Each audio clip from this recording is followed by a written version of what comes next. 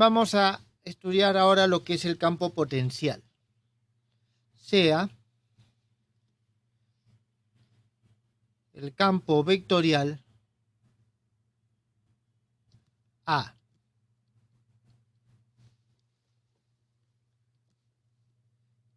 el cual es el gradiente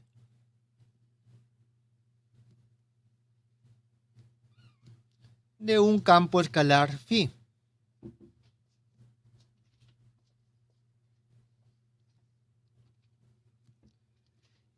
Eso significa de que tenemos de que A es igual al gradiente de phi. Cuando se dice será esto, entonces nosotros decimos de que phi es el potencial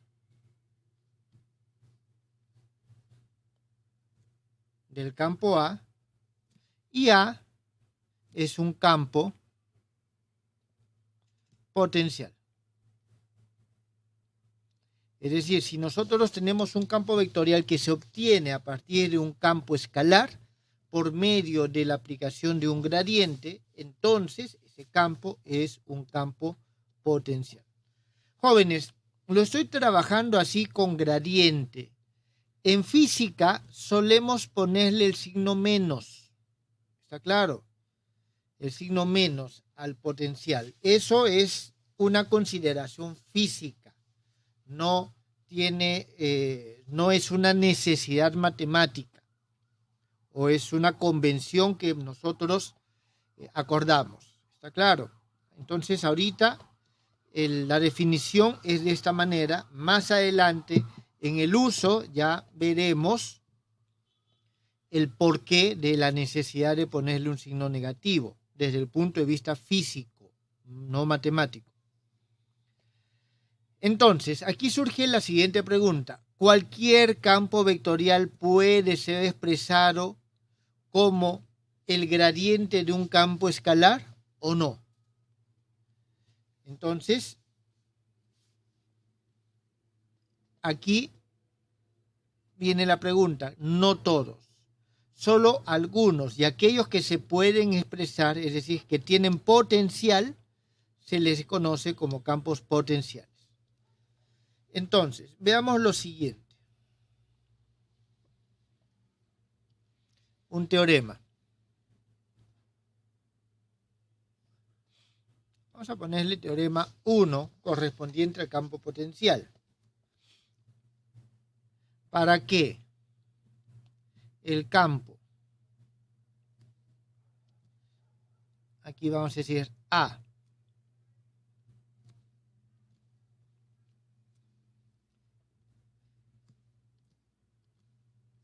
sea potencial, es suficiente y necesario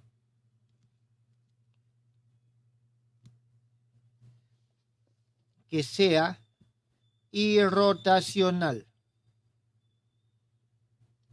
Es decir, que su rotor sea igual a cero. Esta es la definición del campo potencial, que el campo vectorial se puede expresar como el gradiente de un campo escalar, al cual denominamos potencial.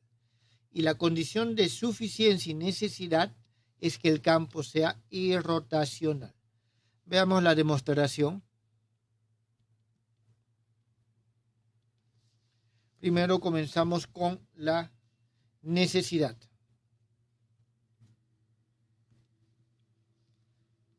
Sea de que A es igual al rotor de phi. En consecuencia, la derivada de phi con respecto a xy más la derivada de phi con respecto a y j más la derivada de phi con respecto a z. Muy bien. Entonces, calculemos el rotor. Calculemos el rotor de A. Y vamos Profesor, ¿no sería el gradiente de phi? Gracias. Sí, disculpen, es gradiente de phi.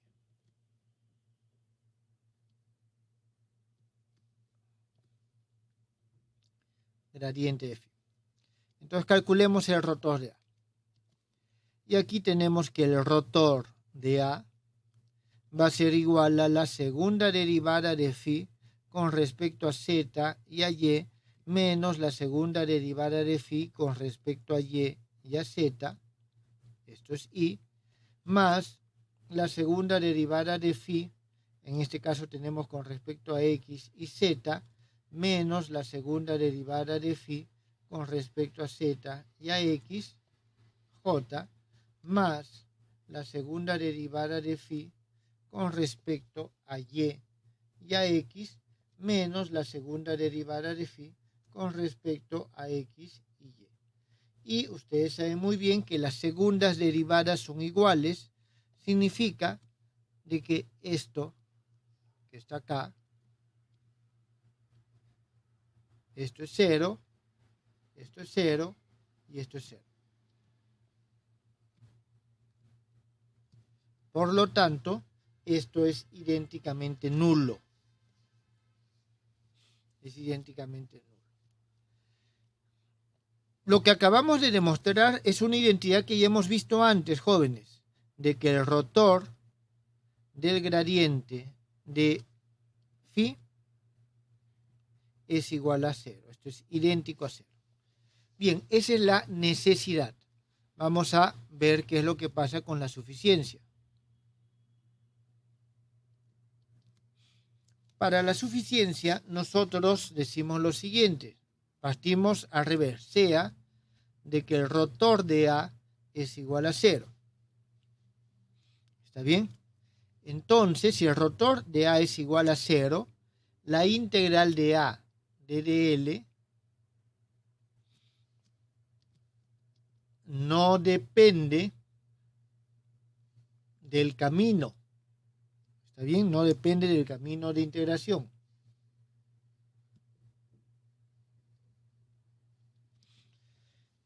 Entonces, vamos a hacer lo siguiente.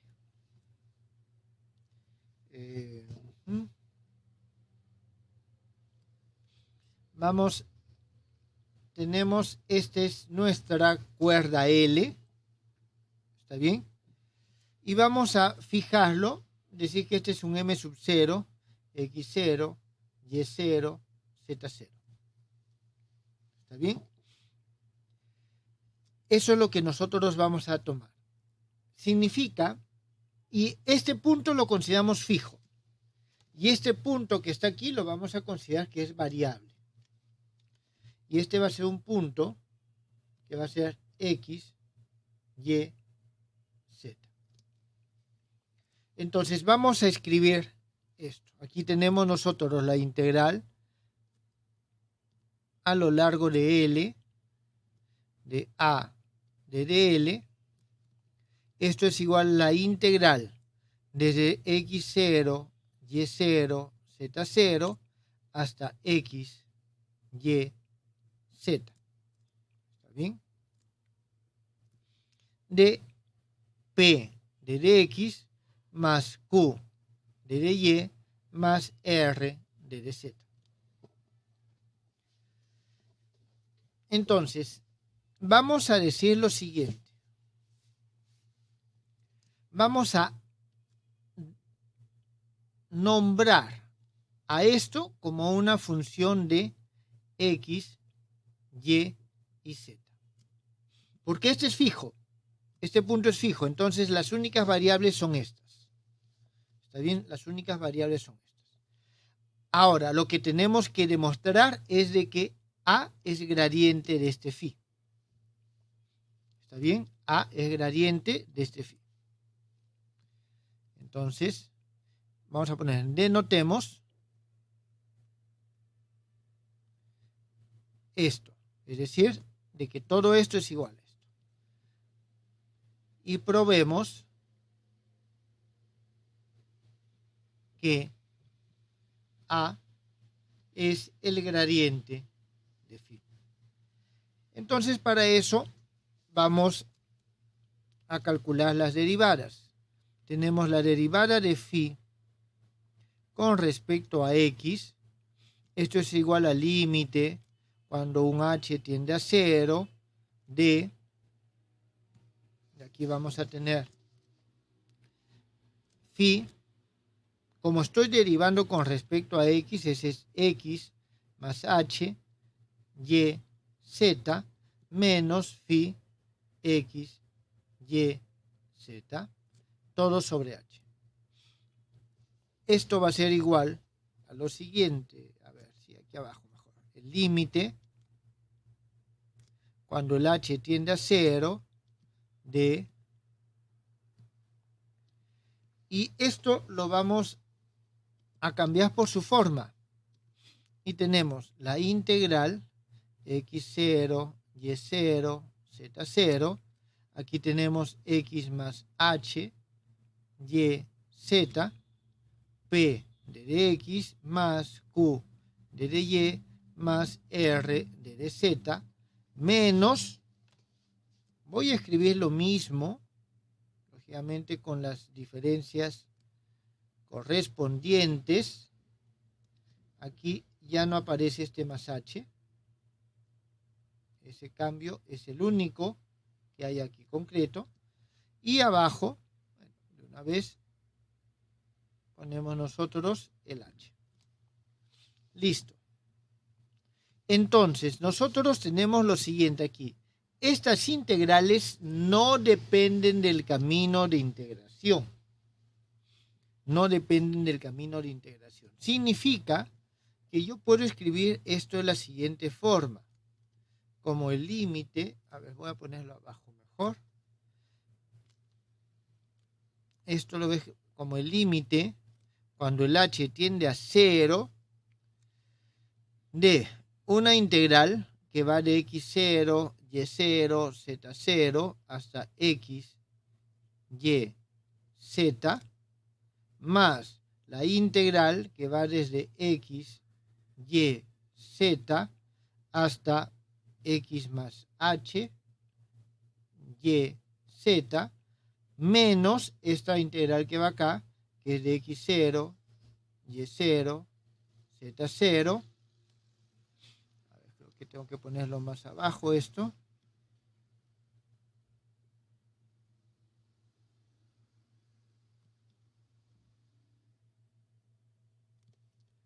Hasta x, y, z. Y todo esto sobre h. Con todo lo, cada uno con lo que está aquí. Entonces se dan cuenta que esto y esto se va. Significa que esto es igual al límite cuando el h tiende a 0 de la integral de x0, y0, z0 hasta un momentito.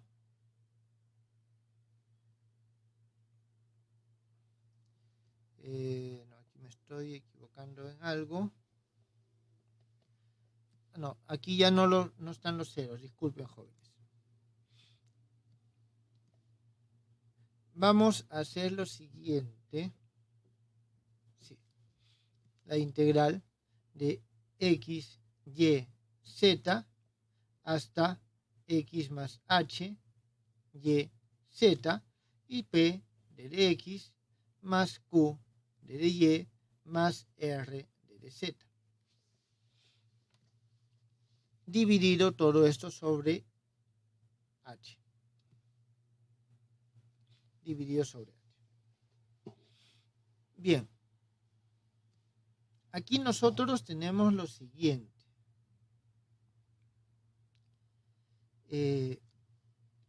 La parte con respecto a y con respecto a z, como el z y el y no cambian, es 0. Así que estas dos partes se van a ir. Van a ser iguales a 0. Por lo tanto, solo me va a quedar esta parte que está acá. ¿Está bien? Solo va a quedar esta parte que está aquí. Entonces, nosotros vamos a tener lo siguiente.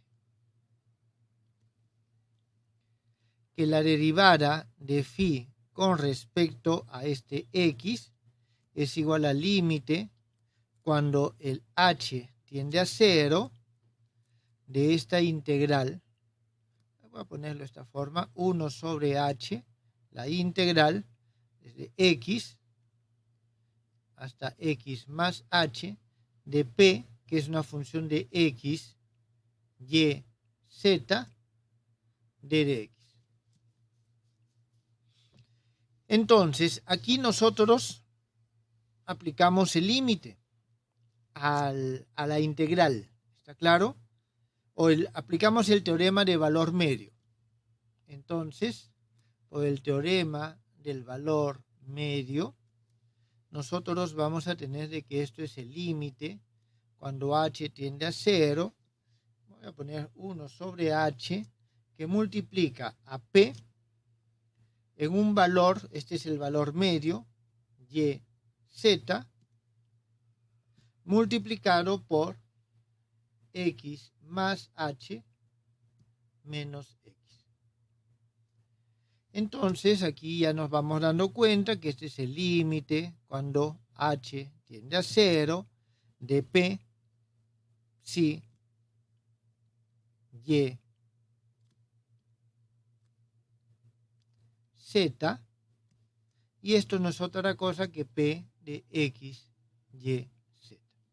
Entonces lo que acabamos de demostrar es que esto que está acá es p. De forma análoga, nosotros demostramos con los demás. De manera análoga, nosotros vamos a tener de que la derivada de phi con respecto a y va a ser igual a un q en x, y, z, y la derivada de phi con respecto a z es igual a un r en x, y, z. Con lo cual, acabamos de demostrar de que a es igual al gradiente de phi. A es igual al gradiente de phi. Entonces, nosotros tenemos de que para que un campo sea potencial tiene que ser irrotacional, lo que significa que su rotor tiene que ser igual a 0.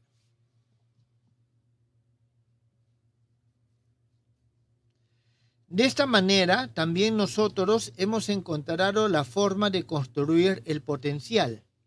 De aquí, nosotros tenemos de que el potencial phi, vamos a ponerlo así, como función de x, y y z, es igual a la integral desde un x0, y0, z0, hasta estos puntos x, y, z, p de dx más q de dy más r de dz. ¿Alguna pregunta, jóvenes?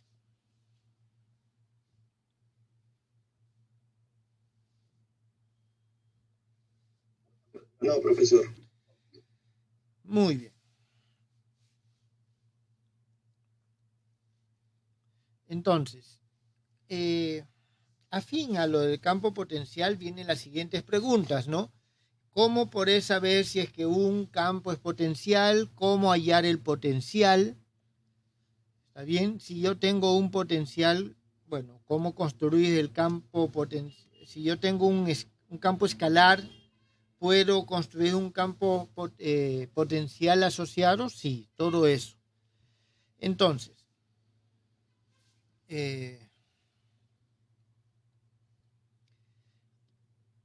aquí viene cómo recupero esta función. ¿Está bien?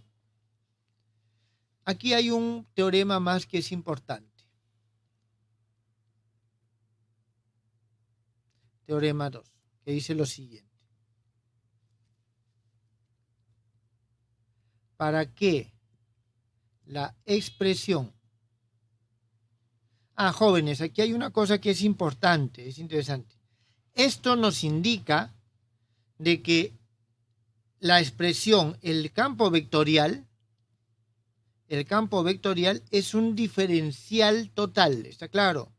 Esta expresión es un diferencial total. Entonces, para saber si es que un campo es potencial, si noto de que es un diferencial total, entonces es potencial porque puedo hallar su potencial. Entonces, para que la expresión, y esto en forma general, no solamente para los campos vectoriales, sino en general para cualquier expresión matemática que nos lleve a esta forma. Disculpen, jóvenes. Para que esta expresión sea un diferencial total de cierta función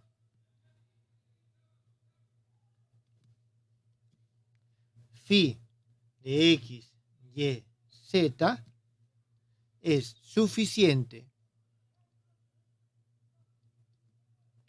y necesario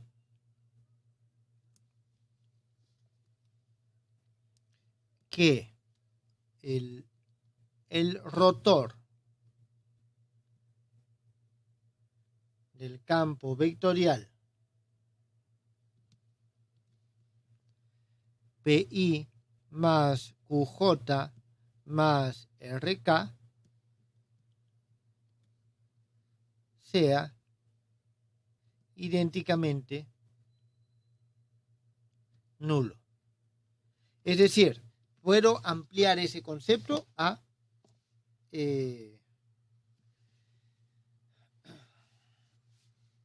funciones en forma general, a estas distribuciones. ¿Está bien? Entonces,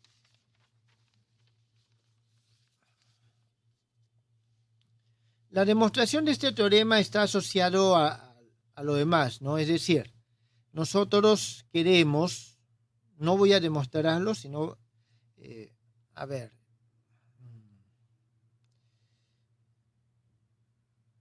lo que nosotros queremos aquí es que esta expresión P de x más Q de y más R de z sea un diferencial total. Entonces nosotros decimos que si esto, entonces el gradiente de phi es igual a P I más Q J más R K. Entonces, si nosotros tenemos esto, venimos acá. Y lo contrario también se cumple, que si phi es igual a P I más Q J más R K, entonces d de phi es igual a P de dx más Q de dy más R de dz. Entonces, esto es lo que nosotros tenemos. Disculpen, aquí me he equivocado. Gradiente phi. Entonces, nosotros tenemos estas relaciones. Jóvenes, tengan en cuenta que yo tengo que phi es una función de x, y, z. Su diferencial total es la derivada de phi con respecto a x de dx, más la derivada de phi con respecto a y de dy, más la derivada de phi con respecto a z de dz. Entonces, este teorema se basa simplemente en tomar esta forma, ver la relación. No, disculpen, esta es la derivada total. Sí, está bien, esta es la derivada total. Y esto es P, Q y R, que es justamente lo que acabamos nosotros de ver. Bien.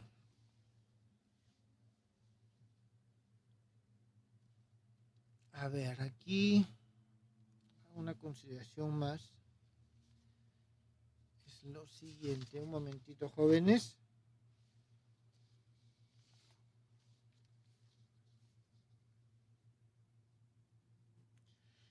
Una consideración que es importante con respecto a los campos potenciales. Si nosotros necesitamos calcular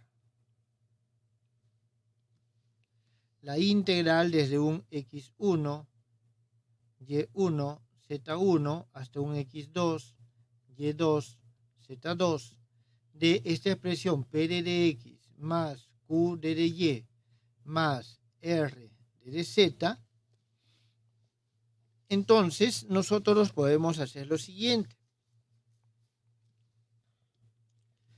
Tomando en cuenta la definición de potencial que tenemos acá, tomando en cuenta la definición de potencial que nosotros tenemos aquí, podemos decir que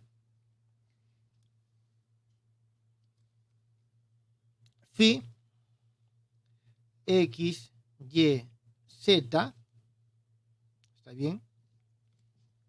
Más una constante, esto es igual a la integral de x1, y1, z1, x, y, z, p de dx más q de y más, aquí tenemos r de dz.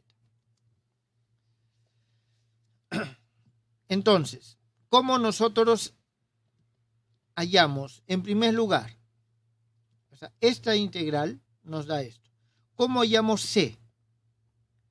C nosotros lo hallamos de la siguiente manera. Tomamos phi de x1, y1, z1 más c. Esto tiene que ser, es igual a la integral de x1, y1, z1 hasta x1, y1, z1, p de x más q de y más r de z, y esto es igual a 0. Porque no cambia, estoy yendo de un punto a otro punto. Entonces, eso significa de que c es igual a menos phi de x1, y1, z1. Ahora hacemos lo siguiente. Tomamos phi en x2, y2, z2, menos c, que es phi de x1, y1, z1, y esto es igual a la integral desde x1, y1, z1 hasta x2, y2, z2, p de dx más q de dy más r de dz. Entonces, lo que hemos hallado que esta integral va a ser la diferencia de estos dos potenciales. ¿Está bien? Entonces, la integral de un campo potencial en los límites, o sea, entre dos puntos, del punto M1 hasta el punto M2, ¿está bien? No es otra cosa que la diferencia de los valores que toma el potencial en estos dos puntos. Jóvenes, ¿está claro? Este es un equivalente a la fórmula de Newton-Leibniz. Un equivalente a la fórmula de Newton-Leibniz. ¿Tienen alguna pregunta, jóvenes?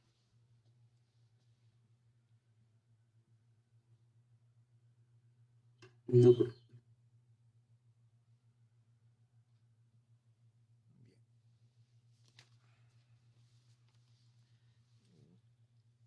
A ver, jóvenes, yo creo que ahí acabamos el día de hoy.